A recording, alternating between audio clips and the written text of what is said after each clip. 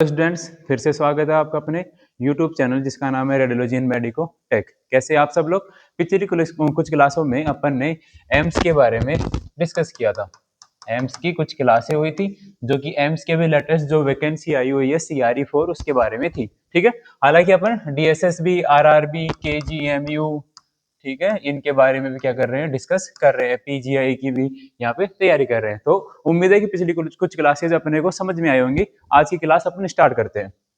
आज का पहला क्वेश्चन जो है वो है faster screen film combinations, higher speed. ठीक है, टिपिकली रिजल्ट्स इन, ये कुल मिला के ये कहना चाह रहा है कि जो कैसेट है अपने, ठीक है, कैसेट में कि अपने क्या क्या चीजें होती है। तो इंटेंसिफाइंग स्क्रीन होती है, स्क्रीन का मतलब स्क्रीन हो गया और फिल्म का मतलब हो गया एक्सरे फिल्म। इन दोनों की हाई स्पीड है या फिर हाई स्पीड कॉम्बिनेशन है। अब ये हाई स्पीड कॉम्बिनेशन क्या होता है, इसमें देखो कि जब अपन इंटेंसिफाइंग स्क्रीन पढ़ते हैं तो उसकी जो एफिशिएंसी होती है, ठीक है, उसको अपन क्या बोलते हैं, स्पीड में कन्वर्ट करते हैं। कि एक हाई स्पीड की इंटेंसिफाइंग स्क्रीन, उसका मतलब ये होता है कि एक इंटेंसिफाइंग स्क्रीन है, उसकी एफिशिएंसी, कौन सी एफिशिएंसी, एक्सरे को कन्वर्ट करने किसमें, लाइट में। ठीक है, क्या करती है, एक्सरे को कन्वर्ट करती है विजिबल लाइट में या फिर लाइट फोटॉन्स में कन्वर्ट करती है इंटेंसिफाइंग स्क्रीन। ठीक है, उसके साथ में अपन क्या यूज करते हैं, फिल्म यूज करते हैं। फिल्म में जो हाई स्पीड फिल्म्स होती है वो उनके जो इमल्सन के ग्रेन्यूल्स होते हैं, ठीक है, जिसमें अपन क्या यूज करते हैं, AGBR, ठीक है, और क्या यूज करते हैं उसके साथ में AGI। इन ग्रेन्यूल्स की शेप कैसी है, ठीक है, ये कितने बड़े हैं उनके ऊपर क्या रहती है, डिपेंड रहते हैं। जितने ज्यादा ग्रेन्यूल्स होंगे, नंबर ऑफ ग्रेन्यूल्स बढ़ेंगे तो स्पीड ऑफ फिल्म भी बढ़ती है। अगर ग्रेन्यूल्स बड़े हैं तो भी वो क्या होती है, बढ़ती है। अब दोनों की अपने एफिशिएंसी मैच कर ले, ठीक है, अपने पास high speed screen film combination बन चुका है। ठीक है, जिसमें कि एक्सरे एक्सपोजर जो है वो जल्दी से किस में कन्वर्ट हो जाएगा, लाइट में, और एक्सरे की जो फिल्म है, इमल्शन है, वो भी क्या हो जाएगा, एक्सपोज हो जाएगा। ठीक है, अगर वैसा होता है, ठीक है, तो टिपिकली इमेज में, ठीक है, टिपिकली इमेज में कौन से रिजल्ट्स अपने को देखने को मिलते हैं। ठीक है, इसमें होता है कि better spatial resolution and higher patient dose. अभी जो स्पेशल रेजोल्यूशन हो ये जो है इमेज का यहाँ पे डाउन हो जाता है। ठीक है, क्योंकि हाई स्पीड है, स्क्रीन को देखो, स्क्रीन जो है वो तो लाइट इमिट कर देगी लेकिन वो पूरी तरह से लाइट इमिट नहीं कर पाती है वहां पे, जबकि जो फिल्म का इमल्शन है वो भी पूरी तरह से क्या नहीं हो पाता, बर्नआउट नहीं हो पाता।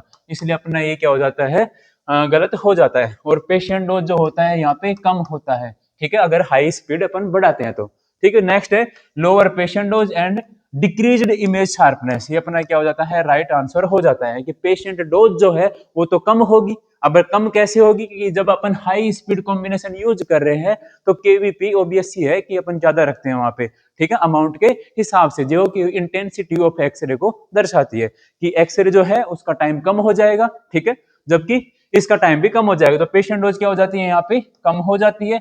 और डिक्रीज इमेज शार्पनेस, की इमेज शार्पनेस भी वहां पे क्या होती है, डिक्रीज होती है, क्योंकि ग्रेन्यूल्स जो होते हैं इमल्शन के वो सही ढंग से एक्सपोज नहीं हो पाते। ठीक है, एक्सपोज होने का मतलब क्या होता है कि Ag प्लस और Br माइनस होता है। ठीक है, कि Ag, इसमें जो ब्रोमाइड होता है, सिल्वर ब्रोमाइड में से जो ब्रोमाइड होता है ये किस में कन्वर्ट होता है, ब्रोमीन में कन्वर्ट होता है, स्टेबलाइज हो जाता है वहां पे। ठीक है, वो अच्छी तरह से कन्वर्ट नहीं हो पाते, जिससे इमेज क्वालिटी क्या हो जाती है, डल हो जाती है, इमेज शार्पनेस अच्छी नहीं बनती। नो चेंजेस इन डोज और रेजोल्यूशन, ये नहीं होगा यहाँ पे। और increased contrast with no other trade offs. ठीक है, कि इंक्रीज कॉन्ट्रास्ट, कॉन्ट्रास्ट इंक्रीज कब होता है, कॉन्ट्रास्ट इंक्रीज तब होता है कि जब अपनी रेडिएशन की इंटेंसिटी अच्छी तरह से हो और जो सिल्वर हैलाइड्स हैं इमल्शन में वो भी अच्छी तरह से बर्न आउट हो। ठीक है, ये क्या होता है, कॉन्ट्रास्ट को दर्शाता है, जो कि डेवलपर में अपने को प्राप्त होता है। नेक्स्ट अगले क्वेश्चन पे चलते हैं।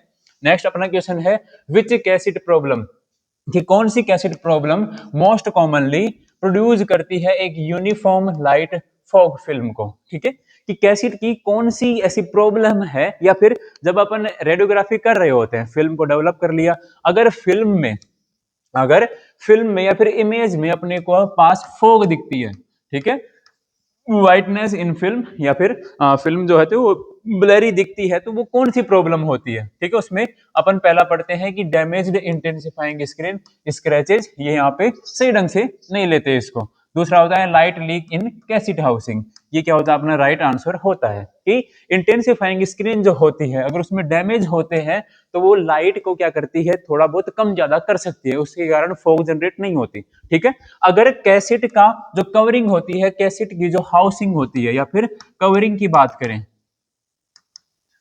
कवरिंग की बात करें, अगर वो डैमेज है तो वहां से क्या होती है, लाइट लीक होती है। लाइट लीक कब होगी, तब अपन को लोड कर देंगे और उसको लेके जाएंगे, तब लाइट क्या करती है, उसको पहले ही एक्सपोज कर देती है, जिससे अपने पास कुछ जगह पे डॉटेड स्ट्रक्चर्स भी क्या होती है, डिनोट होती है। ठीक है, ये अगर एक कैसेट में लाइट लीक होती है या फिर कैसेट की जो कवरिंग होती है अगर वो डैमेज होती है, तब क्या होती है, फिल्म फॉग, लाइट फॉग क्या बनती है, फिल्म के ऊपर बनती है।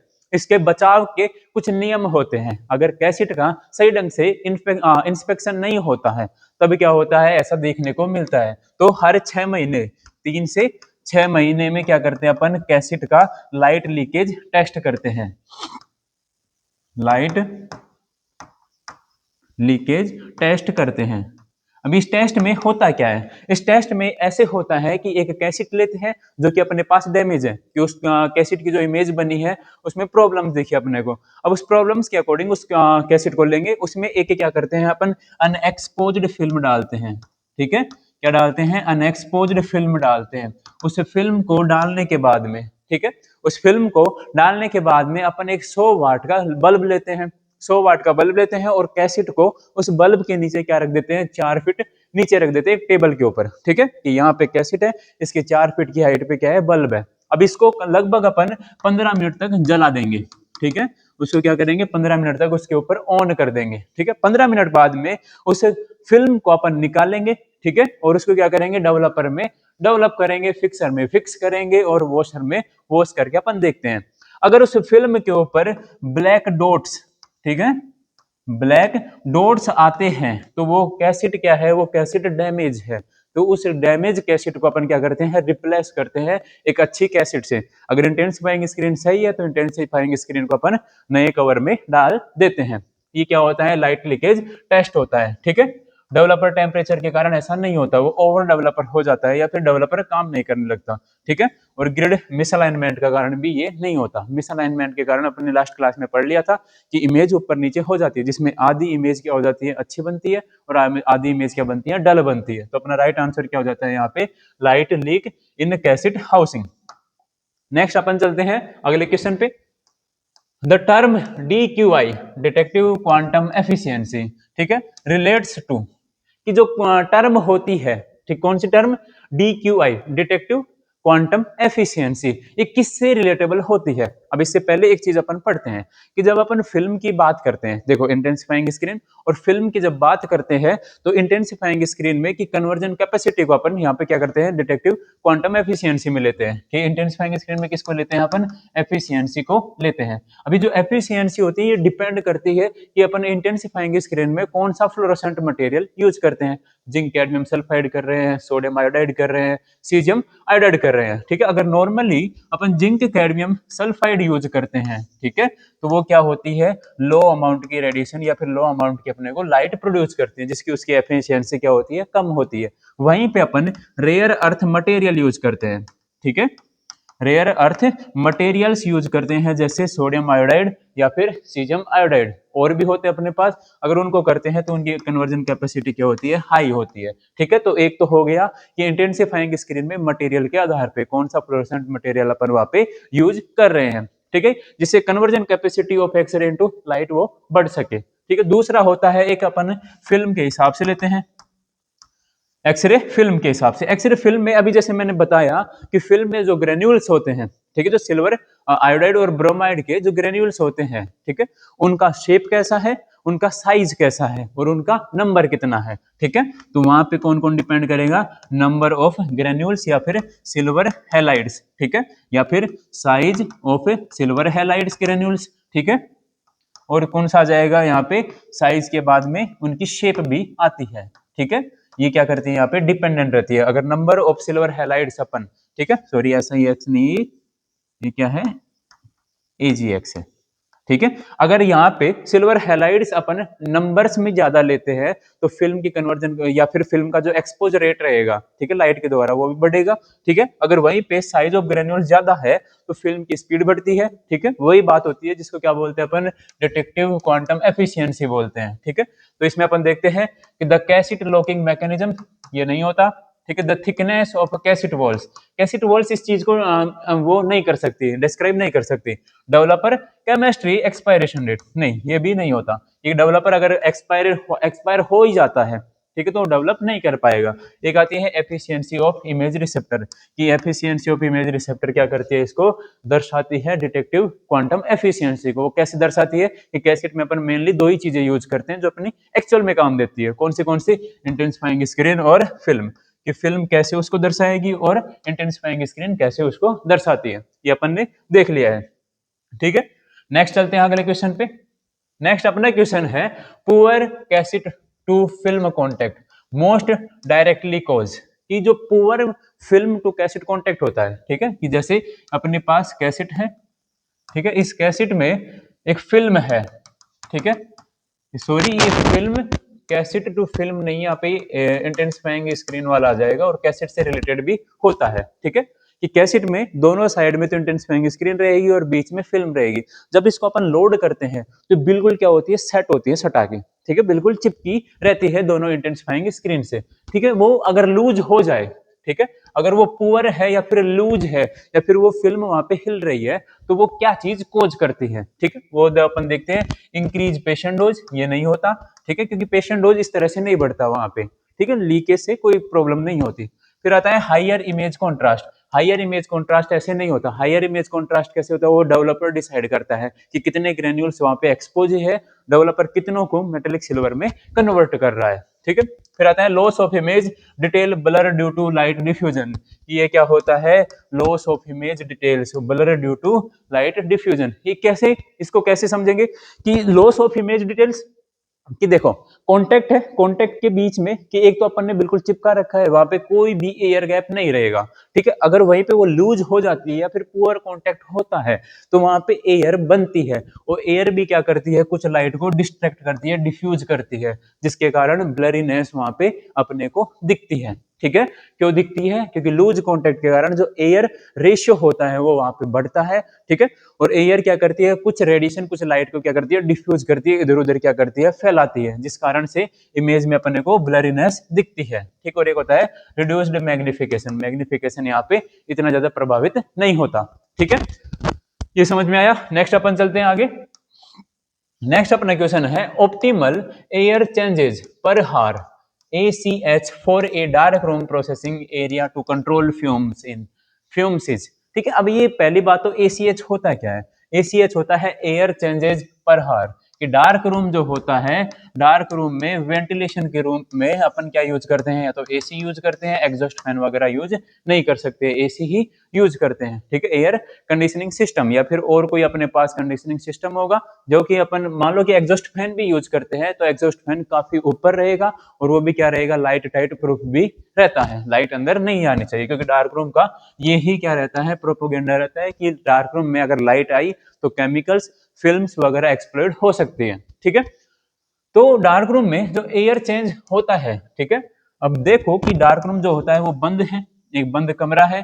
अगर बंद कमरा है, ठीक है, तो उसमें ह्यूमिडिटी बढ़ने लगती है, उस कारण से जो केमिकल्स होते हैं, ठीक है, जो केमिकल्स होते हैं उनमें क्या बनने लगते हैं, फ्यूम्स, झाग बनने लगते हैं या फिर वो ऑक्सीडाइज होने लगते हैं। ठीक है, उसी को रोकने के लिए अपन क्या करते हैं, एयर सर्कुलेशन मेंटेन करते हैं, जो कि पर हार्ली एयर रिसर्कुलेट होता रहता है वहां पे। ठीक है, वो कितने घंटे में होना चाहिए, पहला है 2 से 4 घंटे, जो कि नॉर्मल में नहीं यूज करते हैं। फिर 6 से 8 घंटे में नहीं करते, अपन क्या करते हैं 10 से 15 घंटे में पूरी की पूरी जो एयर होती है डार्क रूम की, उसको क्या करते हैं, रिसर्कुलेट करते रहते हैं, जिससे क्या होता है, ह्यूमिडिटी जो है, ठीक है, ह्यूमिडिटी लेवल जो है वो क्या रहेगा, मेंटेन रहेगा, टेम्परेचर भी क्या रहता है, मेंटेन रहता है, जिससे जो केमिकल्स होते हैं वहां पे फ्यूम्स नहीं आते।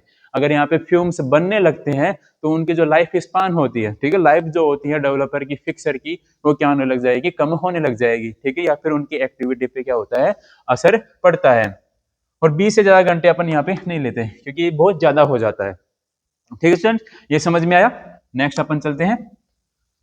नेक्स्ट है कि which cassette level is most critical to include on the radiograph for medico legal documentation, कि कौन सा जो मोस्ट क्रिटिकल वैल्यू लेवल होता है जो कि अपन मेडिको लीगल केसेस में यूज करते हैं एक रेडियोग्राफ के ऊपर। ठीक है, पहले बात तो कि ये एमएलसी होता क्या है, ठीक है, मेडिको लीगल केसेस होते क्या है। देखो रेडियोलॉजी में या फिर एक मेडिकल डिपार्टमेंट में मेडिको लीगल केसेस नाम की कुछ चीजें होती है। जैसे कि मान लो मैं हूं, मेरी एक आदमी के साथ लड़ाई हो गई, ठीक है, हमने मूंड माथे फोड़ लिए, ठीक है, अगर हम हॉस्पिटल जाते हैं या फिर वहां पे कोई एफआईआर केसेस होते हैं, ठीक है, वो किसके अंडर आता है, मेडिको लीगल केसेस के अंदर आता है। ठीक है, इसमें क्या होता है कि एक डॉक्टर या फिर एक कोई भी मेडिकल प्रोफेशनल जो होता है किसी भी पेशेंट का डायग्नोस या फिर उसका ट्रीटमेंट करने से डिनाई नहीं कर सकता, अगर वो चाहे क्रिमिनल ही क्यों ना, चाहे वो किलर ही क्यों ना हो। ठीक है, इसके इसके अलावा इसमें क्या होता है कि वो करेगा तो सही इसका इलाज,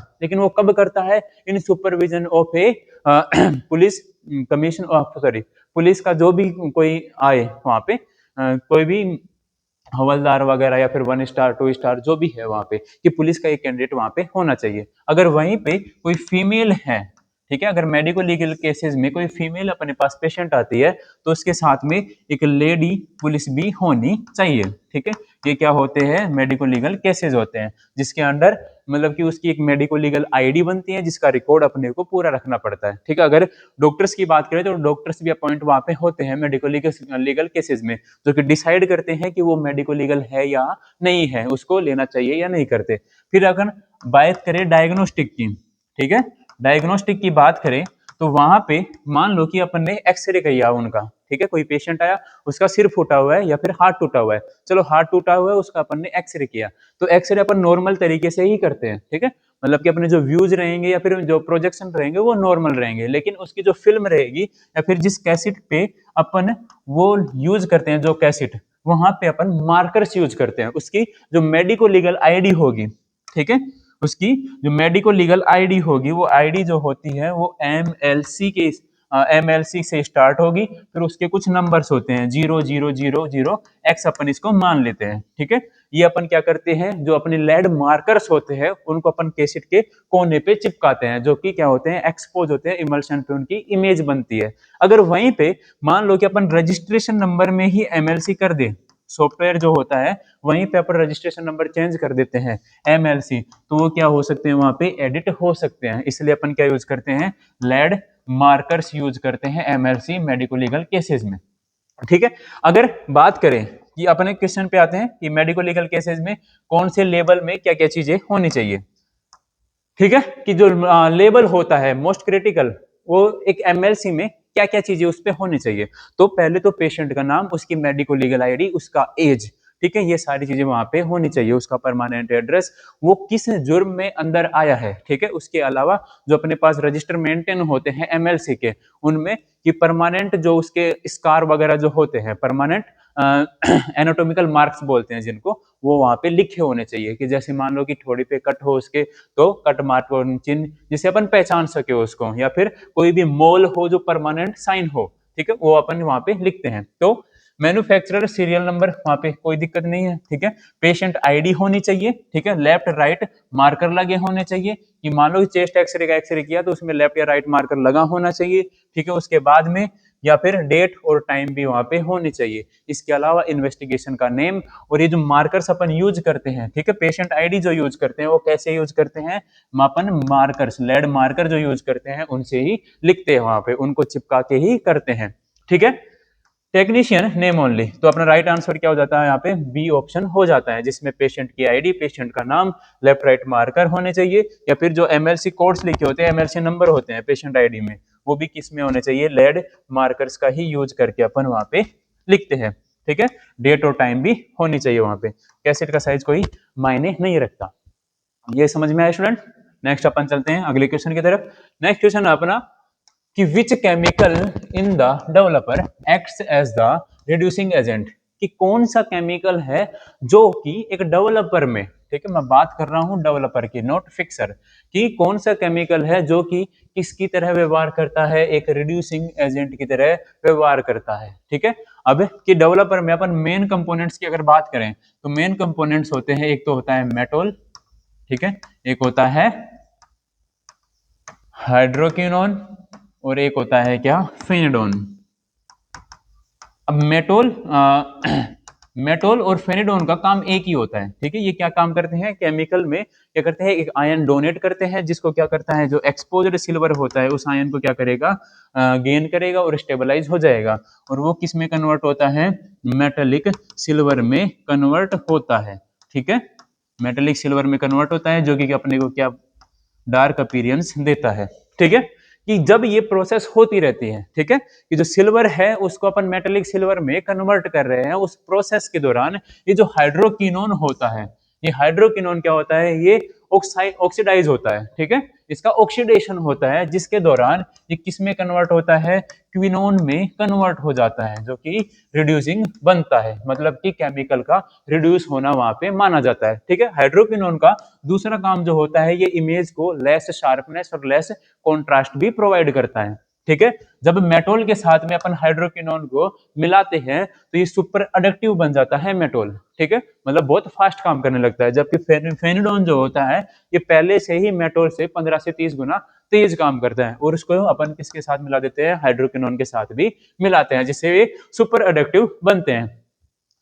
जिस दौरान मेटेलिक सिल्वर कन्वर्ट होता रहता है, सिल्वर मेटेलिक सिल्वर में कन्वर्ट होता रहता है, उस दौरान इसका ऑक्सीडेशन होता रहता है, और ये किस में कन्वर्ट होता है, हाइड्रोक्विनोन में, जो कि एक डेवलपर के जो केमिकल्स होते हैं उसमें रिड्यूस होने को दर्शाता है। तो अपना राइट आंसर यहाँ पे क्या हो जाता है, हाइड्रोक्विनोन फेनिडोन हो जाता है, ठीक है। एसिटिक एसिड जो होता है ये अपन किस में यूज करते हैं, अपन ने रिंसिंग पढ़ा होगा, ठीक है, रिंसिंग, इंटरमीडिएट रिंस, मतलब कि फिल्म को धोना एक तरीके से, आफ्टर डेवलपर उसमें अपन क्या यूज करते हैं, एसिटिक एसिड, जो कि डेवलपर की जो फर्दर रिएक्शन होती है डेवलपर में निकालने के बाद उसको क्या करता है, न्यूट्रलाइज करता है, ठीक है। सोडियम थायोसल्फेट ये किस में यूज होता है, फिक्सर में यूज होता है, जो कि अनएक्सपोज्ड सिल्वर हैलाइड्स को निकालता है। एलम पोटेशियम एल्यूमिनियम सल्फाइड ये क्या काम करता है, ये हार्डनर की तरह काम करता है, ठीक है, हार्डनर की तरह काम करता है। अब ये हार्डनर क्या काम होता है, ये इमल्शन को हार्डन करता है, बेस को हार्डन करता है, जिससे वो स्प्रेड ऑफ नहीं होते और इमेज की क्वालिटी बनी रहती है। नेक्स्ट आगे चलते हैं। नेक्स्ट अपना क्वेश्चन है, recommended separation work flow order in A dark room zone, ठीक है, कि डार्क रूम में अपन कोई काम कर रहे हैं, उसका जो वर्क फ्लो है उसको अपन किस ऑर्डर में रखते हैं, वर्किंग के हिसाब से, वर्कलोड के हिसाब से, कि सबसे पहले कौन सा काम करेंगे उसके बाद में कौन सा काम करेंगे। अब डार्क रूम की एक सीधी सी बात करते हैं कि डार्क रूम में सुबह आया मैं, ठीक है, सबसे पहले एक पेशेंट आया मेरे पास, तो पेशेंट के लिए सबसे पहले अपन क्या करेंगे, अपन जाएंगे ड्राई वर्क स्टेशन में, अपन ने दो चीजें पढ़ी होंगी, ड्राई बेंच और एक वेट बेंच, ठीक है, ये अपन वहां पे पढ़ते हैं, ठीक है। ड्राई बेंच पे ड्राइंग काम होते हैं, वेट बेंच पे प्रोसेसिंग वाला काम होता है। तो सबसे पहले अपन क्या करेंगे, एक पेशेंट आए, एक इन्वेस्टिगेशन आई कि साहब इसका हाथ का एक्सरे करना है, तो सबसे पहले अपन क्या करेंगे, एक कैसेट उठाएंगे, ठीक है, उस कैसेट में एक अनएक्सपोज्ड फिल्म अपन क्या करते हैं, डालते हैं। तो सबसे पहला अपना क्या हो जाता है, लोडिंग का काम हो जाता है, ठीक है, लोडिंग का काम हो जाता है, जिसको अपन क्या बोलते हैं, ड्राइंग वर्क बोलते हैं। उसके बाद में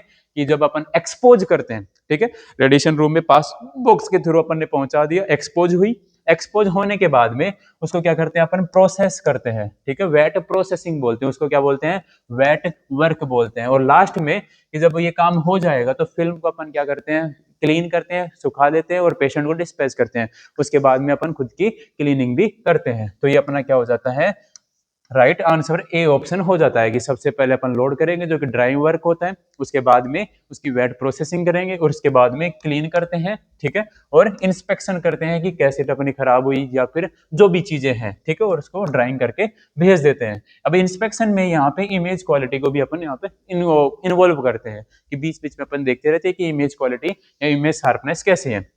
सबसे पहले वेट वर्क नहीं होता, ठीक है, इंस्पेक्शन भी वहां पे नहीं करते, ठीक है, रैंडम प्लेसमेंट और इज एक्सेप्टेबल, ये भी नहीं होता है यहाँ पे। तो मेन जो वर्क फ्लो होता है, सेपरेशन होता है, वो क्या होता है, सबसे पहले ड्राई वर्क होता है, फिर उसके बाद में वेट प्रोसेसिंग, और उसके बाद में फिल्म को क्लीन करना। फिल्म में क्लीन करना मतलब फिक्सर को क्लीन करना, उसका इंस्पेक्शन करना कि इमेज सही बनी है, उसको सुखा के पेशेंट को दे देना, ठीक है। नेक्स्ट आगे बढ़ते हैं। नेक्स्ट अपना क्वेश्चन है optimal storage for archive radiographs to minimize distortion is, ठीक है। अब ये ऑप्टिमल जो होता है, ऑप्टिमल स्टोरेज, कि अपने पास एक ऐसी स्टोरेज होनी चाहिए। अब वो कैसी होनी चाहिए कि आर्काइव रेडियोग्राफ, अभी आर्काइव रेडियोग्राफ्स क्या होते हैं, अब देखो बात करते हैं आर्काइव रेडियोग्राफ्स की। जब अपन एक्सपोज लेते हैं, ठीक है, एक एक्सरे की इमेज बनाते हैं, तो अपने कुछ रूल्स होते हैं, ठीक है। मेडिकल एक्ट ये कहता है कि किसी भी पेशेंट की अगर आप इन्वेस्टिगेशन कर रहे हो, तो उसकी जो इमेज होती है वो अपने को पास कम से कम 5 साल तक होनी चाहिए। इसलिए अपन क्या करते हैं, वहां पे एक आर्काइव रेडियोग्राफ लेते हैं, ठीक है, एक डुप्लीकेट फिल्म बनाते हैं, ठीक है, उस इमेज की, जो कि पेशेंट को अगर 5 साल के अंदर चाहिए, तो वो अपने पास है तो उसको अपन दे देंगे कि उसका डायग्नोसिस प्रीवियसली क्या था, ठीक है। उसको बोलते हैं अपन क्या, आर्काइव रेडियोग्राफ बोलते हैं, आर्काइव इमेज बोलते हैं। उसको मिनिमाइज डिस्टोर्शन, कि उसको सबसे कम लफड़ा हो उसके साथ में, मतलब उसको सेफली अपन कहाँ पे रख सकते हैं, जहाँ पे उसको ह्यूमिडिटी कोई परेशान ना करे, टेम्परेचर भी कोई परेशान ना करे, ऐसी चीजें कहाँ पे होंगी, ठीक है। ये अपन किस में पढ़ते हैं, अपन रिकॉर्ड कीपिंग ऑफ फिल्म में पढ़ते हैं। इसमें बेसिकली होता क्या है, इसमें ये होता है कि मान लो कि मैं पेशेंट हूँ, मेरी आज एक इन्वेस्टिगेशन हुई, कौन सी इन्वेस्टिगेशन हुई कि चेस्ट एक्सरे मैंने करवाया, उस चेस्ट एक्सरे की आपने 2 फिल्में बनाई, एक फिल्म मुझे दी और एक फिल्म को अपन क्या करेंगे, स्टोर करके रखेंगे रिकॉर्ड के रूप में, ठीक है। अभी जो रिकॉर्ड होता है, पहले तो अपने पास एक रजिस्टर मेंटेन होता है, जिसमें सबसे पहले सीरियल नंबर, कि आज का वो कौन सा एक्सरे, महीने का कौन सा एक्सरे, उसकी डेट कौन सी है, ठीक है। उसके बाद में पेशेंट का जो पेशेंट आईडी होता है, यूएच आईडी जो होती है वो उसमें होनी चाहिए, ठीक है। उसके बाद में पेशेंट का नाम, पेशेंट का एज क्या है, उसका सेक्स फीमेल है मेल है वो क्या है, ठीक है। उसके बाद में अटेंडेंट डॉक्टर कौन सा है उसका, उसका इन्वेस्टिगेशन नेम क्या है, उसका डायग्नोसिस क्या आया है, नंबर ऑफ फिल्म्स कितनी दी है आपने, वो सारी चीजें उस रजिस्टर में होनी चाहिए। जबकि जो आर्काइव जो रेडियोग्राफ है, जो डुप्लीकेट फिल्म अपन ने बनाई है, उसका एक एनवलप बनेगा, उस एनवलप के ऊपर में, ठीक है, पेशेंट का नाम, पेशेंट की एज, पेशेंट का सेक्स, डेट और एग्जामिनेशन नेम, और डॉक्टर अटेंडेंट डॉक्टर का भी नाम वहां पे होता है। फिर उसको अपन क्या करते हैं, एक सेपरेट कमरे में उसको रखते हैं। अभी जो सेल्फ्स होती है, ये सेल्फ क्या होनी चाहिए, स्टेनलेस स्टील की बनी होनी चाहिए, कोरोजन फ्री, ठीक है। ये कमरा जो होता है ये पूरा पैक होना चाहिए, वहां पे धूल मिट्टी पार्टिकल्स का कोई काम नहीं होना चाहिए, ठीक है।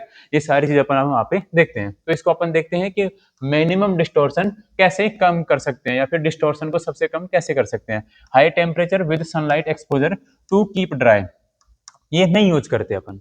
क्यों यूज नहीं करते, कि जो इमल्शन होता है वो टेम्परेचर सेंसिटिव होती है, फिल्में जो होती है वो टेम्परेचर सेंसिटिव होती है, वो क्या हो जाती है, यहाँ पे स्पॉइल हो जाती है, वो खराब हो जाएंगे। डार्क होना चाहिए, कूल होना चाहिए, मॉडरेट ह्यूमिडिटी होनी चाहिए, अवे फ्रॉम द पोल्यूटेंट होना चाहिए। ये अपना क्या हो जाता है, यहाँ पे राइट आंसर हो जाता है, ठीक है।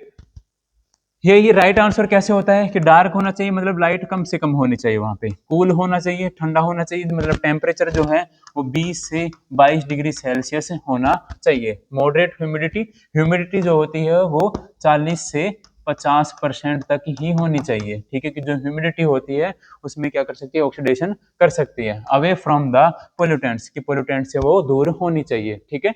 ये सब चीजें अपन क्या करते हैं, इसमें इंक्लूड करते हैं। नेक्स्ट क्वेश्चन अपन देखते हैं।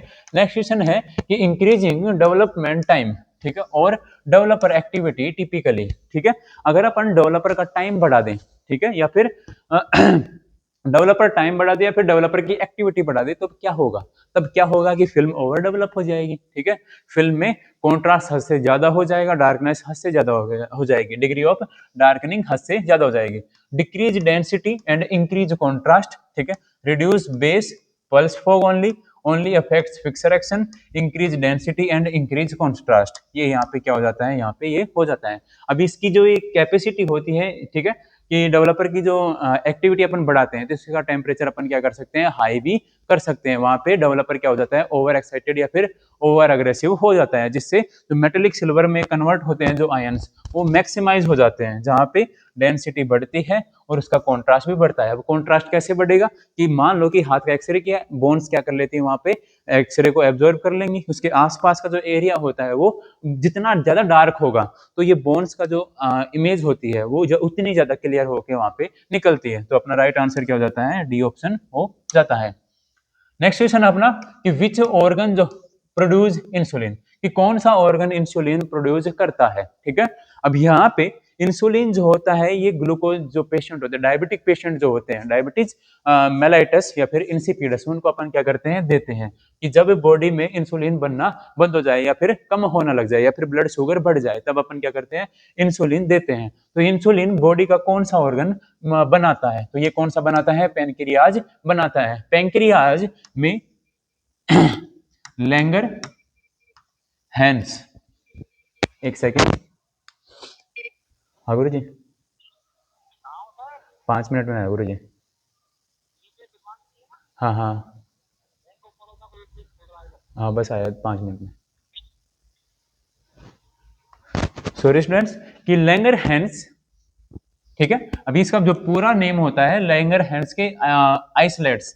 ठीक है, तो इसको अपन लिख देते हैं आइसोलेट्स ऑफ लैंगर हैंस। इसकी बीटा सेल्स जो होती है, बीटा सेल्स जो होती है ये क्या बनाती है, इंसुलिन बनाती है, जबकि लीवर जो होता है ये बाइल जूस वगैरह बनाने का काम करता है। थायराइड जो होती है वो थायराइड हार्मोन T3 T4 बनाती है। एड्रिनल ग्लैंड जो होती है वो कोर्टिकोसोल या फिर एपिनेफ्रिन नोरेपिनेफ्रिन हार्मोन्स बनाती है। ठीक है, ये समझ में आया। इंसुलिन कब यूज करते हैं, इंसुलिन अगर अपन बाहर से दे रहे हैं तो कब दे रहे हैं, कि जब बॉडी में इंसुलिन की मात्रा कम हो जाए या फिर वो बनना बंद हो जाए, तब अपन क्या करते हैं, इंसुलिन बाहर से देते हैं। ठीक है, वो कब देते हैं अपन, जब पेशेंट डायबिटिक हो या फिर ब्लड शुगर बढ़ने लग जाए, डायबिटिक मेलाइटस। ठीक है, नेक्स्ट अपना क्वेश्चन है कि the parameter most often monitored to evaluate recovery unit performances. ठीक है, कि कौन से पैरामीटर जो है वो एक रिकवरी को सेटल डाउन करते हैं या फिर कितना अपन ने रिकवरी किया। अभी जो रिकवरी वर्ड है ये अपन कहां से उठा रहे हैं, सिल्वर रिकवरी से। ठीक है, सिल्वर रिकवरी से उठा रहे हैं। अब सिल्वर रिकवरी होती क्या है, सिल्वर रिकवरी एक टर्म आती है, एक मतलब कि एक प्रोसेस होता है। ये प्रोसेस कब किया जाता है कि जब अपन रोज पेशेंट का वर्कलोड बढ़ रहा है, एक फिक्सर सॉल्यूशन है, उस फिक्सर सॉल्यूशन को अपन 1 महीने से लगातार यूज करें। फिक्सर का काम क्या होता है, ये अनएक्सपोज्ड जो सिल्वर हैलाइड्स होते हैं, सिल्वर पार्टिकल्स होते हैं, उनको खुद के अंदर डिजोल्व कर लेता है। एक टाइम ऐसा आता है जब ये सिल्वर पार्टिकल्स की मात्रा जो होती है उसके सेचुरेशन लेवल से हाई हो जाती है। जब क्या करता है, फिक्सर कोई भी फिल्म फिक्स नहीं कर पाता। ठीक है, तभी क्या होता है, अपन सिल्वर रिकवरी यूज करते हैं कि फिक्सर सॉल्यूशंस में से सिल्वर के जो पार्टिकल्स हैं, ठीक है, एजी जो है उसको बाहर निकालना, उसको क्या बोलते हैं अपन, सिल्वर रिकवरी बोलते हैं। अब सिल्वर रिकवरी के कुछ मेथड्स होता है, एक होता है मेटल रिप्लेसमेंट मेथड, ठीक है, जिसमें अपन कुछ बेस मेटल्स यूज करते हैं। एक होता है इलेक्ट्रोलिसिस मेथड और एक होता है जिसको प्रीसिपिटेशन मेथड भी बोलते हैं। अभी जो सिल्वर बाहर निकल रहा है, ठीक है, सिल्वर बाहर निकल रहा है, इसकी यूनिट कौन सी परफॉर्म करते हैं कि कितना सिल्वर बाहर आया है। तो पहला होता है pH of the fixer only, ये पीएच से नहीं होता क्योंकि अपने को अमाउंट जाननी है। दूसरा होता है सिल्वर कंसंट्रेशन, कि कितना सिल्वर अपने को मिला है, जो कि मिलीग्राम पर लीटर, पीपीएम पार्ट्स पर मिलियन आफ्टर रिकवरी, कि रिकवरी के बाद में कितना सिल्वर मिला है 1 लीटर से। ठीक है, कितने मिलीग्राम 1 लीटर में से सिल्वर मिला है वो देखते हैं, या फिर कितने पार्ट्स पर मिलियन मिले हैं, ठीक है, फिक्सर में से, वो अपन क्या करते हैं, डिसाइड करते हैं। तो उसकी राइट यूनिट क्या हो जाती है, सिल्वर का कंसंट्रेशन हो जाता है, कितना सिल्वर मिला है, जो कि बाद में अपन उसको रिसाइकल कर लेते हैं, मतलब कि उसको रीयूज कर सकते हैं बाद में। ठीक है, अब ये ध्यान रखना कि मिलीग्राम पर लीटर और पीपीएम पार्ट्स पर million after recovery. Colour of the sludge only, ये नहीं होता, और इलेक्ट्रिकल कंडक्टिविटी ओनली, ये भी नहीं होता। ठीक है स्टूडेंट्स, ये समझ में आ गया। आज के लिए इतना ही। उम्मीद करता हूं कि आपको क्लास समझ में आ रही होंगी, पिछली क्लासें भी समझ में आएंगी। ऐसे ही अपना साथ बनाए रखें, फॉलो करें, लाइक करें, सब्सक्राइब करें और बने रहिए, जिससे आपका सिलेक्शन कन्फर्म जरूर होगा। ठीक है, थैंक यू स्टूडेंट्स।